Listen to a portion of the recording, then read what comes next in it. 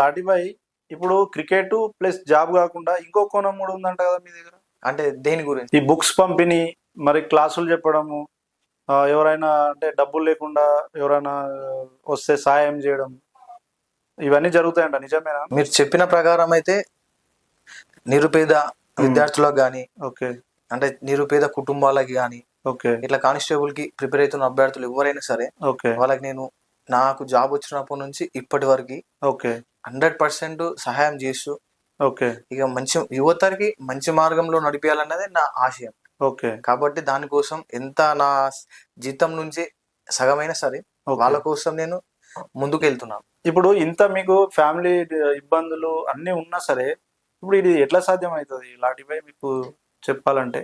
అంటే నా ఒకటే డ్రీమ్ అన్న, అంటే నేను ఏ స్థాయికి వచ్చిందో నాలాంటి స్థాయి వాళ్ళకి కూడా నేను ఎంతో కొంత సహాయం నా నుంచి చేయాలనేది నాకు జాబ్ వచ్చినప్పటి నుంచి ఒక ఆలోచన అది.